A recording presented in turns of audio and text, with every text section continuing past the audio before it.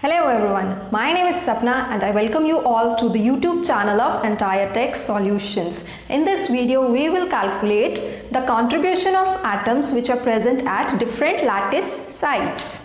तो पहले हम देख लेते हैं कि हमारा एक यूनिट सेल का जो हमने रिप्रेजेंटेशन किया था वो कैसे किया था, एक क्यूब से किया था। तो सपोज कीजिए हमारे पास ये जो एक क्यूब है, this represents a unit cell.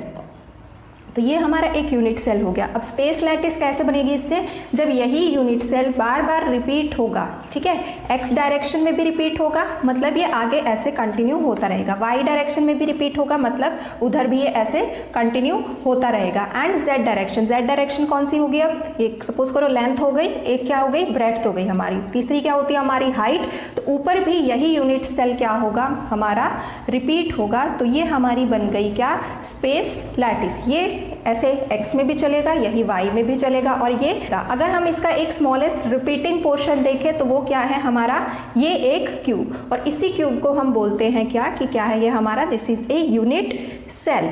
Now unit cell में हमें सबसे पहले पता होना चाहिए कि ये जो क्यूब है इसमें कॉर्नर क्या है, फेस क्या है, और मेरा एज क्या है। तो ये जो यहाँ पे हमारे पास इसके बिल्कुल जहाँ पे सारी इंटरसेक्शन हो रहा है, इसको बोलते हैं हम क्या, कॉर्नर्स। तो हमारे पास कितने कॉर्नर्स हो जाएंगे किसी भी क्यूब में, तो 1 2 3 4 5 6 7 8। तो किसी भी यूनिट सेल में हमारे पास कितने कॉर्नर्स हैं, वी हैव 8 कॉर्नर्स। बात करते हैं फेस की। तो फेस क्या होता है किसी भी यूनिट सेल का, उसको देख लेते हैं। तो ये जो एक स्क्वायर बना है ऊपर, ठीक है, ये जो है हमारे पास, इन सबको बोलते हैं हम क्या, फेसेस हैं, ये हमारे यूनिट सेल के या क्यूब के। तो फेसेस कितने हो जाएंगे हमारे पास, एक ये area, first, second, third, fourth, fifth and sixth. Similarly जैसे हम लूडो का डाइस देखते हैं, उसमें हमारे पास कितने नंबर्स तक आ सकता है, 1 से लेके 6 तक। तो 6 क्यों आता है, क्योंकि उसमें हमारे पास 6 ही फेसेस अवेलेबल हैं। तो वही यहाँ पे भी केस है कि हमारे पास टोटल फेसेस कितने होंगे, इधर 6। तो नेक्स्ट बात करते हैं हम एज की। तो एज कौन सा है हमारा, ये जो लाइन है, this is known as the edge of a cube. अब यहाँ पे हमारे पास कितने एजेस हो जाएंगे, तो देखिए 4 एजेस हमारे पास ऊपर हो गए, 4 एजेस हमारे पास नीचे हो गए, ठीक है, 4 ऐसे ऊपर हो गए, 4 ही सिमिलरली हमारे पास नीचे हो जाएंगे, और 4 एजेस मेरे हो जाएंगे 1 2 3 4। तो हमारे पास टोटल एजेस तो हो गए कितने, 12, टोटल फेसेस हो गए कितने, 6, एंड टोटल कॉर्नर्स हो गए कितने, 8। नेक्स्ट हम बात करेंगे कंट्रीब्यूशन ऑफ द एटम्स की। अगर कोई एटम कॉर्नर पे प्रेजेंट है या फेस पे प्रेजेंट है या एज पे प्रेजेंट है, तो उसका कंट्रीब्यूशन एक यूनिट सेल में कितना होगा। अगर हम बोलते हैं कि कोई भी एटम या पार्टिकल या लैटिस पॉइंट कह लो, ठीक है, वो कहाँ प्रेजेंट है, एक कॉर्नर पे प्रेजेंट है, ठीक है, तो मतलब कि सिर्फ एक डॉट बन के वो प्रेजेंट नहीं है, उसका क्या होगा, एक 3 डायमेंशनल अरेंजमेंट होगा around the corner of the unit cell, ठीक है। तो इसको अगर हम ऐसे कंसिडर करें कि जैसे हमारे पास ये है, ठीक है, तो अगर कोई भी एटम प्रेजेंट है कॉर्नर पे, तो कॉर्नर पे प्रेजेंट है मतलब यहाँ पे प्रेजेंट होगा, तो मतलब उसका कुछ हिस्सा लाई करेगा इस यूनिट सेल में, उसका कुछ पार्ट लाई करेगा इसमें, इससे भी शेयर होगा, इससे भी शेयर होगा, ठीक है, और ऊपर वालों से भी वो क्या होगा, शेयर होगा।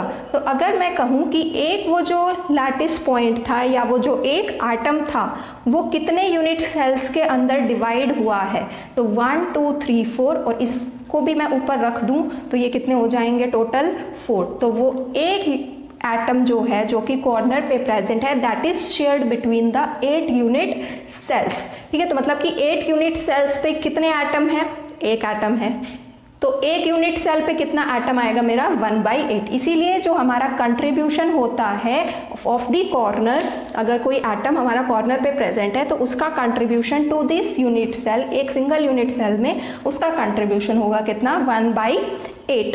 तो ये था कॉर्नर का। अब नेक्स्ट बात कर लेते हैं हम फेस की। अब फेस हमारा क्या होता है, ये वाला एरिया जो है, ठीक है, ये भी हो सकता है, ये भी 6 फेसेस है टोटल, कोई भी फेस हम ले सकते हैं। सपोज करते हैं कि जो एटम है वो कौन से फेस पे प्रेजेंट है, that is present on this face. तो क्या होगा, कुछ पार्ट इसका इस यूनिट सेल में लाया करेगा उस एटम का, कुछ पार्ट इससे बाहर रहेगा, इस तरफ इधर रहेगा, ठीक है। तो इधर वाला कहाँ लाई करेगा, जो इसके आगे आ रहा है उसमें, ठीक है। और इन्हीं दोनों के बीच में जो है ये फेस वाला एटम जो है वो शेयर हो रहा है। दैट मीन्स 2 यूनिट सेल्स पे हमारे पास एक एटम है, ठीक है। अगर वो कहाँ प्रेजेंट है, फेस पे प्रेजेंट है, फेस पे है तो 2 यूनिट सेल्स पे एक एटम है, तो एक यूनिट सेल पे कितने एटम हो गया, 1/2, 2 में शेयर हो रहा है, इसीलिए एक के लिए कंट्रीब्यूशन कितना हो जाएगा उसका 1/2। सिमिलरली हम लगा सकते हैं, निकाल सकते हैं किसके लिए, एज के लिए। अब ये जो एज है, एज क्या होता है, ये जो हमारे पास लाइन है यहाँ पे, इसको बोलते हैं क्या, एज। अब अगर एज की बात करें तो वो कितनों के साथ शेयर होगी, अब ये एज है, ठीक है, तो ये इसके साथ तो शेयर होगी, इससे टच हो रही है। क्या ये लाइन इस वाले से टच हो रही है, अगर मैं सिर्फ इस लाइन की बात करूं तो ये किससे टच होगी, एक तो ये इससे टच होगी, ठीक है। क्या इन दोनों से टच होगी, नहीं। इसके जो ऊपर रखे जाएंगे उनसे टच होगी, बिल्कुल होगी।